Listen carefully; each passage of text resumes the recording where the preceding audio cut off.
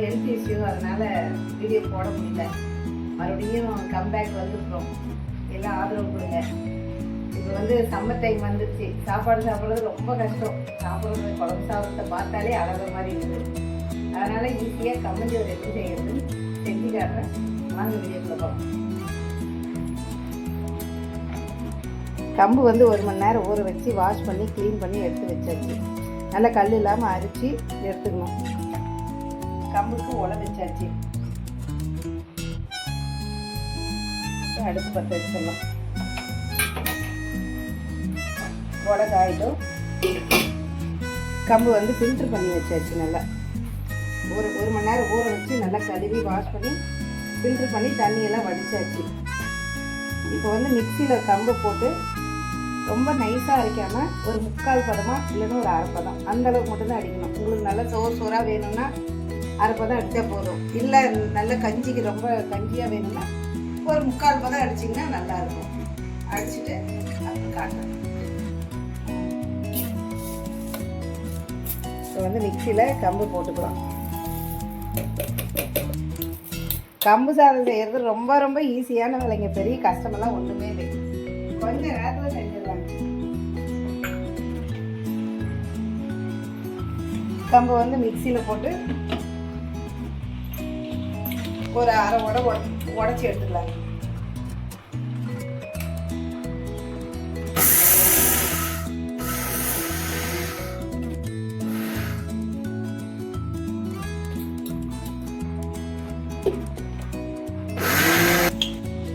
இந்த அளவுக்கு கம்பு வந்து உடச்சிக்கணுங்க. பாருங்க, ரொம்ப கம்பாக இருந்தாலும் நல்லா இருக்காது, ரொம்ப நெகுன்னு அரைச்சிட்டாலும் நல்லா இருக்காது. இந்த அளவுக்கு அரைச்சிங்கன்னா நல்லா இருக்கும். கரைச்சி குடிக்கிறதுக்கு சூப்பராக இருக்கும். சாதமாகவும் சாப்பிட்லாம். நல்லா கெட்டியாக செஞ்சால் கம்பு சாதம் நல்லா இருக்கும். மேக்ஸிமம் நாங்கள் தயிர் விட்டு கரைச்சி தாங்க குடிப்போம். அதுதான் எங்களுக்கு பிடிக்கும். கம்பு வந்து அப்படியே டைரெக்டாக போட்டு கிளறினாலும் கிளறலாங்க. அதில் ஒரு சின்ன சின்ன கட்டி வரும். பிகினர்ஸ்க்கெல்லாம் தெரியாது இல்லைங்களா? அதுக்காக கம்பை வந்து ஒரு பாத்திரத்தில் போட்டு கொஞ்சம் தண்ணி விட்டு கட்டி இல்லாமல் கரைச்சிக்கணும். பச்சை தண்ணியே ஊற்றி நல்ல கட்டி இல்லாத கரைச்சிட்டு கட்டியெல்லாம் உடச்சி விட்டு இதை அப்படியே போட்டு அங்கே சுடு தண்ணியில் கிளறும் போது என்னாங்கன்னா கட்டி விழுந்துடும். கை விடாத அவங்க கிளற தெரியாது இல்லைங்களா சின்ன பிள்ளைகளுக்கெல்லாம். அதனால் இந்த மாதிரி உடச்சி விட்டுட்டு நல்லா தண்ணியை கொஞ்சம் கணக்காக ரொம்ப ஊற்ற வேண்டாம், அளவாக ஊற்றி கட்டி இல்லாத கரைச்சிருங்க.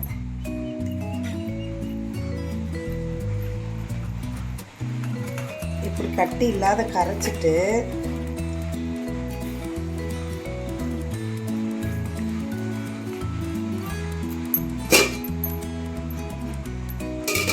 இதை வந்து இதில் ஆட் பண்ணிக்கலாம். இப்போ வந்து ஒரு சின்ன கட்டி கூட வராதுன்னு வச்சுக்கோங்களேன். ரொம்ப ஈஸியாக இருக்கும்.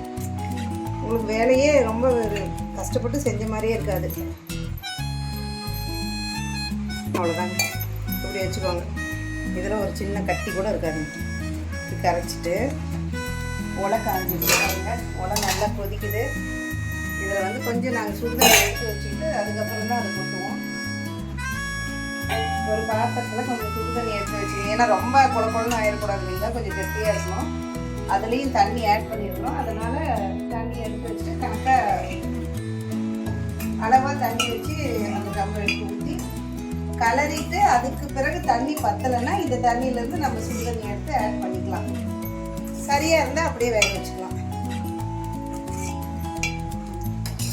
தண்ணி எடுத்து வச்சுங்க. இப்போ பாருங்கள், கம்பை வந்து இதில் அப்படியே ஊற்றிக்கலாம். இப்போ வந்து கட்டி எதுவுமே விடாது, அப்படியே நல்லா இருக்குன்னு வச்சுக்கோங்க. இந்த கம்பு பாருங்க, அப்படியே கலரிக்கலாம். ஒரு சின்ன கட்டி கூட வராது. இதே கை விடாத கலரிக்கிட்டே இருக்கலாம். இது வேகத்துக்கு தண்ணி பத்தலைன்னா மட்டும் இதிலேருந்து கொஞ்சமாக எடுத்து ஆட் பண்ணி வேக வைக்கலாம். எங்களுக்கு இதே கரெக்டாக இருக்கும் வேக வைக்கிறதுக்கு. வெந்துட்டு இருக்குது பாருங்கள். அடி பிடிக்கல, ஒரு கட்டி விழலை, எதுவுமே இல்லை பாருங்கள். அப்படியே லைட்டாக போட்ட மாதிரி தான் இருந்துச்சு. அது பாட்டு கிளறி விட்டால் வேக. 2 உப்பு கல் போட்டுக்கோங்க. நாங்கள்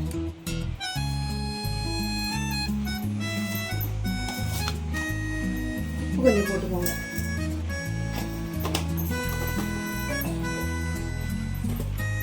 ஒரு 10 மினிட்ஸ் கை விடாத நல்லா இப்படி கலக்கி விட்டுட்டே இருங்க. அது வெந்துக்கிட்டே இருக்கட்டும். 10 மினிட்ஸ்லேயே கம்பு சாதம் ரெடி ஆயிடும். பாருங்கள், ஒரு சின்ன கட்டி கூட இல்லை, எப்படி வேகுது. இது அப்படியே கம்பை வந்து அரைச்சி போட்டால் நாங்களாம் வந்து கை விடாத கிளறி கட்டி இல்லாத கொண்டு வந்துடுவோம். ஆனால் புதுசாக கம்மஞ்சோறு செய்கிறவங்களுக்கெல்லாம் ரொம்ப கஷ்டம். அப்படியே சின்ன சின்ன கட்டி நிறைய வந்துடும். இந்த மாதிரி செஞ்சுக்கிட்டா எந்த கட்டியுமே வராது. பாருங்க, நல்லா கட்டி இல்லாத வேகுது.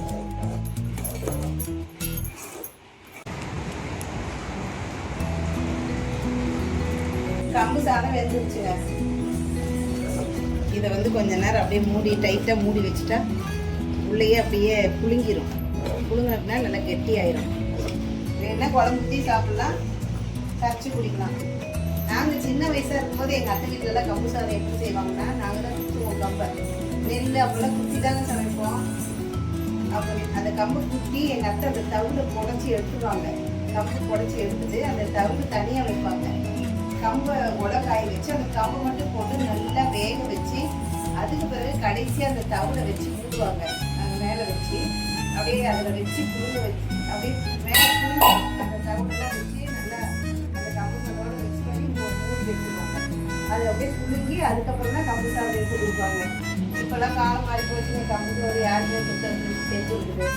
அதனால் இப்போலாம் மிக்சியில் அரைச்சி வைக்கிறோம். ஆனால் அப்போல்லாம் அப்படியே வச்சு கொடுப்பாங்க. அவ்வளோ சூப்பராக இருக்குங்க. ஏம்மா என்ன வேணும்?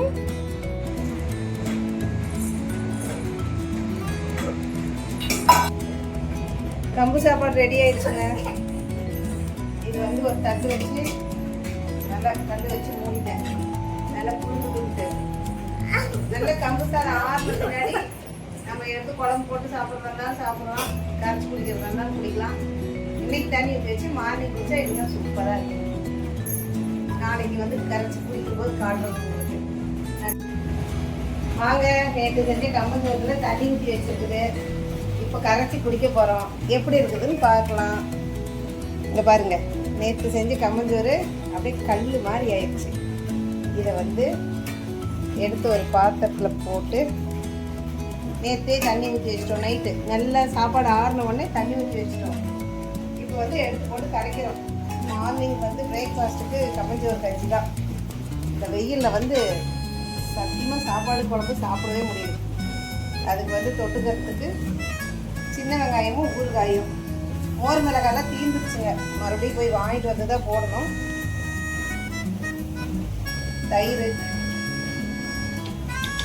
தயிர் பாருங்க, நல்லா கெட்டி தயிர் விட்டு அப்படியே கரைச்சி உப்பு போட்டு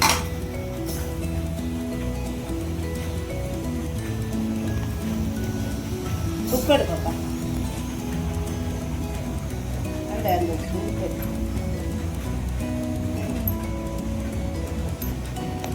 போட்டு அப்படியே பார்க்கும்போதே டெம்ட் ஆக்குது பாருங்க. இந்த தயிருக்கும் அந்த கம்மஞ்சோறு நல்லா 3/4 பதம் அடித்து வேக வச்சதும். ஏன்னா எங்கள் வீட்டில் குட்டி பாப்பா இருக்கிறா, எங்கள் பேத்தி இருக்கிறா. அவளுக்கு வந்து ரொம்ப அரிசியாக நாங்கள் கொடுக்க மாட்டோம். அதனால் நல்லா கொஞ்சம் வேக வச்சுருவோம் போலையே நெகுலன்னு. அதனால் இந்த மாதிரி இருக்கும். நீங்களும் இந்த மாதிரி கரைச்சி குடிச்சு பாருங்கள், செமையாக இருக்கும். இந்த அளவுக்கு நாங்கள் வேக வச்சுருவோம். இந்த அளவுக்கு நைஸாகவும் அரைச்சிடுவோம். ரொம்ப நைஸ் இல்லை, ஒரு 3/4 பதத்துக்கு அரைப்போம். பாருங்க, எங்கள் சேட்டைக்காரி இருக்காங்க. சரி, எங்க தங்கம், எங்க ஐத்தங்க அப்போ கரைச்சாச்சுங்க. கஞ்சி கரைச்சாச்சு, கம்பு சாதத்தை தயிர் விட்டு கரைச்சாச்சு. நாங்கள் ரொம்ப தண்ணி மாதிரி கரைச்சி குடிக்க மாட்டோம். எனக்கு சுகர் இருக்குது, கொஞ்சம் கெட்டியாக தான் குடிப்பேன். அதனால் எங்கள் மருமகளும் எங்கள் பேத்தியெல்லாம் அதையே கண்டிச்சுட்டே குடிச்சுக்குவாங்க. எனக்காக ரொம்ப தனித்தனியாக குடிக்க மாட்டோம்.